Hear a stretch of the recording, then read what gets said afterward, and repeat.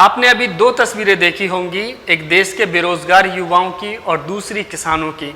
इस वक्त पूरे देश में बेरोजगारी को लेकर युवा और कृषि संबंधित कानूनों को लेकर किसानों में मोदी सरकार के खिलाफ भयंकर आक्रोश है। लेकिन आपको मुख्यधारा की मीडिया में इन मुद्दों पर कोई डिबेट, कोई चिंतन मंथन होता नहीं दिखाई दे रहा होगा। उसका कारण यह है कि गोदी मीडिया को तो सिर्फ हिंदू मुस्लिम, भारत पाकिस्तान के अलावा कोई जरूरी खबर लगती ही नहीं है। और इस वक्त गोदी मीडिया बॉलीवुड में ड्रग्स पर पड़ताल कर रहा है। बहरहाल हम मुद्दे की बात करते हैं। मुद्दे की बात यह है कि मोदी सरकार कृषि से संबंधित संसद में 3 विधेयक लेकर आई है। पहला, कृषक उत्पाद व्यापार और वाणिज्य संवर्धन एवं सरलीकरण विधेयक 2020। दूसरा है मूल्य आश्वासन और कृषि सेवाओं पर किसान सशक्तिकरण एवं संरक्षण अनुबंध विधेयक 2020। और तीसरा है आवश्यक वस्तु संशोधन विधेयक 2020। ये बिल लोकसभा से पास होने के बाद विपक्ष के भारी विरोध के बावजूद राज्यसभा से भी पास हो गए हैं। राज्यसभा में ये बिल ध्वनि मत के आधार पर पास किए गए, लिहाजा विपक्ष ने इस दिन को लोकतंत्र के लिए काला दिवस बताया। विपक्ष का कहना है कि मोदी सरकार ये कानून लाकर किसानों को बड़े उद्योगपतियों का गुलाम बनाना चाहती है, यानी अप्रत्यक्ष रूप से कृषि में भी निजीकरण को बढ़ावा दिया जा रहा है। किसानों को डर है कि ये कानून लागू होने के बाद जो सरकारी रेट होता है, यानी न्यूनतम समर्थन मूल्य जिसे एमएसपी भी कहते हैं, वो खत्म हो जाएगा। अब मोदी सरकार का ऐसा कहना है कि ये कानून बनने के बाद किसानों को काफी फायदा होगा, कृषि में एक नई क्रांति आएगी। लेकिन ये समझ में नहीं आ रहा है कि ऐसा कौन सा फायदा सरकार किसानों को पहुंचा रही है जो किसानों को ही समझ नहीं आ रहा है। पूरे देश के किसान इन बिल का विरोध कर रहे हैं, इनको किसान विरोधी बता रहे हैं। विरोध का सबसे ज्यादा व्यापक असर हरियाणा और पंजाब में देखा जा रहा है। पंजाब के बठिंडा में तो एक 60 साल के किसान ने बिल के विरोध में आत्महत्या तक कर ली है। वहीं किसान की आत्महत्या के बाद साथी किसानों का आक्रोश और भी ज्यादा बढ़ गया है। लिहाजा किसानों के आक्रोश के चलते 25 सितंबर को भारत बंद का ऐलान किया गया है।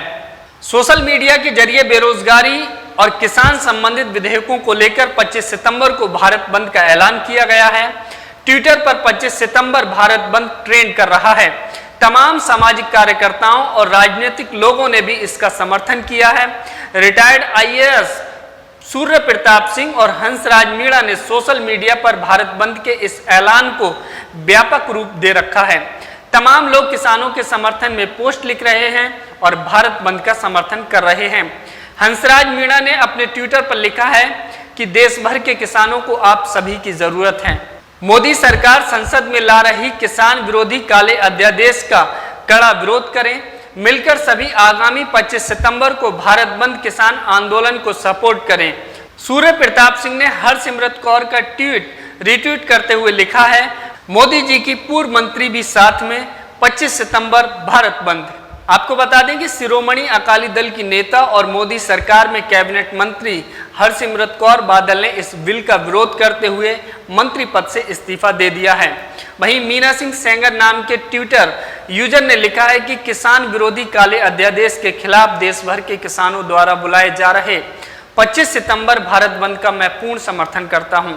डॉक्टर कुमार मंगलम लिखते हैं कि बंजर सी धरती से सोना उगाने का मादा रखता हूं, अपने हक की लड़ाई नेताओं से लड़ने का मादा रखता हूं। किसान विरोधी सरकार की नीतियां देखता हूं, न दिखता कोई रास्ता तभी आत्महत्या करता हूं। हमारा किसान हमारा अभिमान, 25 सितंबर भारत बंद। वहीं सुनील कुमार समाजवादी लिखते हैं कि मजदूरों की आवाज 25 सितंबर भारत बंद, किसानों की आवाज 25 सितंबर भारत बंद, नौजवानों की आवाज 25 सितंबर भारत बंद, माता बहनों की आवाज 25 सितंबर भारत बंद, बेरोजगारों की आवाज 25 सितंबर भारत बंद। बहरहाल किसानों और बेरोजगारों का आक्रोश देखकर ये तो साफ है कि मोदी सरकार का रुख ऐसा ही रहा तो आगे की डगर आसान नहीं होगी। जनता के सब्र का बांध टूटता दिखाई दे रहा है।